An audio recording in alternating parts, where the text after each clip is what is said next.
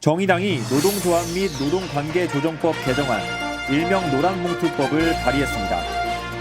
노동시장의 약자라 할 수 있는 하청과 특수고용, 플랫폼 등 비정형 단점 노동자들의 노동 3권이 보장되도록 원청 기업에 대한 교섭과 쟁의가 가능하도록 했습니다.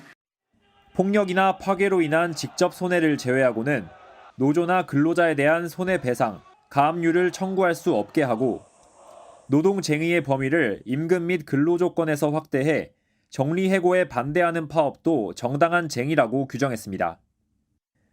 노란봉투법은 민주당의 22대 입법 과제로 개정안엔 민주당 의원 46명이 공동 발의자로 이름을 올렸습니다.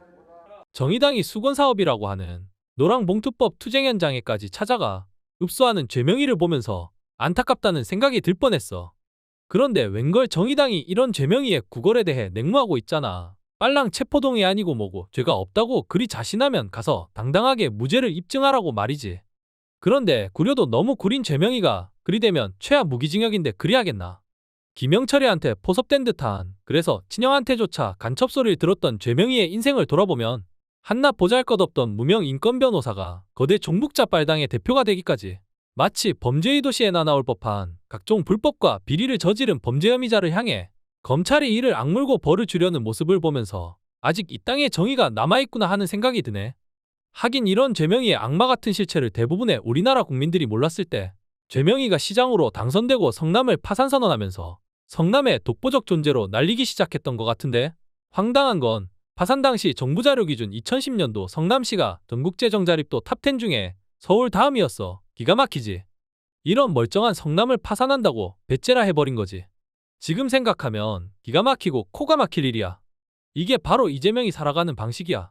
자신의 목적을 달성하기 위해선 멀쩡한 것도 병신으로 만들어버리는 재주가 아주 탁월하거든. 그리님께 뭐요? 다시 말해 내 목적을 위해선 수단과 방법은 이자에겐 그리 중요하지 않다는 얘기 아닌게벼. 창수야, 내가 하고 싶었던 얘기가 바로 그거야. 그러니 이재명 비리 관련돼서 자살했던 사건들도 다시 조사해볼 필요가 있다고 생각해. 어쨌든 당시 국토해양부는 모라토리엄 선언이 불필요했다고 비판까지 했던 상황이었어.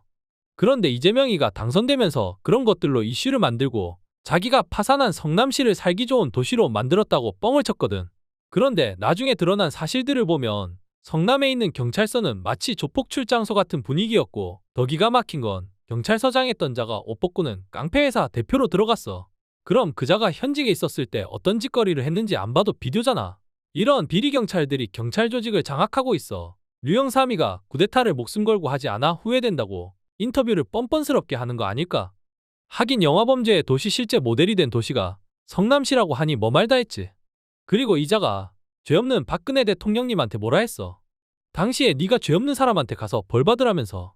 이때 이자가 뱉었던 말대로 한다면 이재명이는 온몸을 포승줄로 꽁꽁 묶고 예전 공포영화 있잖아. 양들이 침묵의 또라이 의사 렉터처럼 독방에다가 감금해야 합당할 테지만 억울하게도 이 나라는 그런 걸 허용하지 않으니 죄명아, 그런 나라에 태어난 걸 고마워해라. 너리에서 한마디 하자면 죄명아, 최소한 네가 뱉은 말은 지켜야 그래도 양아치 소리라도 듣지. 지금같이 행동하면 양아치들도 널 양아치라고 부르면 쪽팔린다고 화낸단다. 멀리 돌아왔는데 아무튼 정의당과 민주당 어차피 종북자빨이란 한 핏줄로 알거든.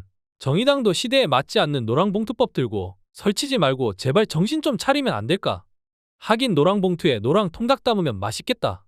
그거나 먹고 죄명이 체포동의 안에 찬성이나 하는 게 그래도 태어나서 처음으로 국민들이 낸 세금값 좀 하는 걸 거야.